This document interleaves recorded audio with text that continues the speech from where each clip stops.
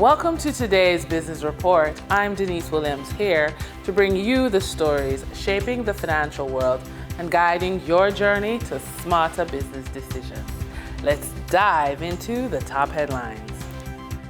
President of the Coffee Growers Association, Donald Salmon, says although the demand for Jamaica Blue and High Mountain coffee is growing in Japan and other countries, production is failing in Jamaica. He told RJR News that production was falling even before the devastation caused by Hurricane Melissa, but the storm made it worse. Mr. Salmon stressed that since the hurricane, it is now more difficult for farmers to reach their farms and homes.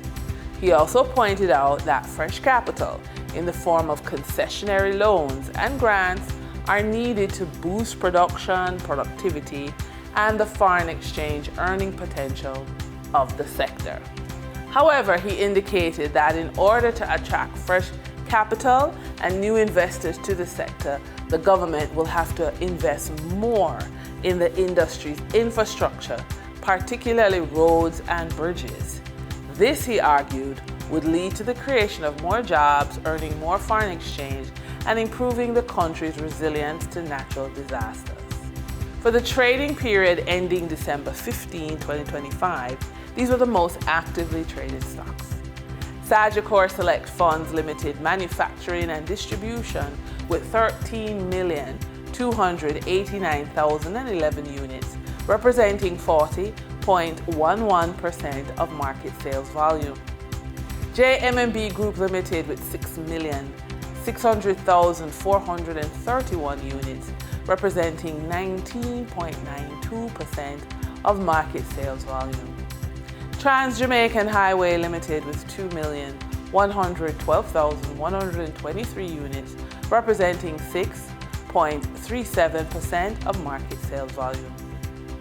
We now shift our focus to the Forex market rate set by the Bank of Jamaica. On December 15, 2025, the Bank of Jamaica reported US $56.38 million purchased and US $62.25 million sold by Forex traders. Forex traders earned $1.69 per dollar, selling the US at $160.82 and buying the US at $159.13. The Canadian dollar netted Forex traders 33 cents per transaction, with selling at $116.73 and buying at $116.40.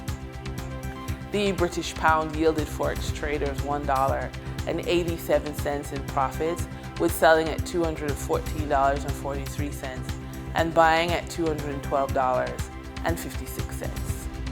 For our credit report tip of the day, is wanted to share a personal story. As a single mom with special needs child, the road to financial confidence can be rocky. And I'll be honest, depression and unconscious spending meant that my credit cards and my credit score told the story of me being deep in victim mode. So feeling alone and unsupported, the credit card became Prince Charming, and you can simply not look at the credit card statement when the money is due. So despite my depression about a failed marriage and the stress of a special needs child, I had one thing going for me. I knew how to read investment charts. That made all the difference. So if tracking my spending made me sad and facing my credit report made me angry, the investment charts were a daily reminder that sometimes hidden opportunities are right in front of us. And that's when everything shifted. Confidence, financial confidence, came from combining three simple skills. Credit clarity, which is understanding the credit report basics.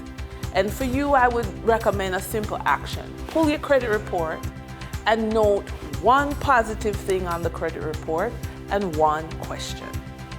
Then there's cash awareness. Money flows like water, and what you track, you can manage. And then there's investment chart basics. prices pretty much do three things. Prices go up, prices go down, or they stay sideways.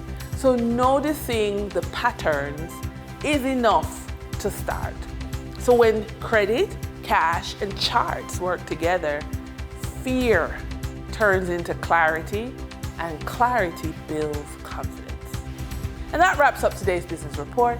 I'm Denise Williams, reminding you that every financial decision is a step toward your future. Until next time, stay focused, stay informed, and keep striving for success. See you soon.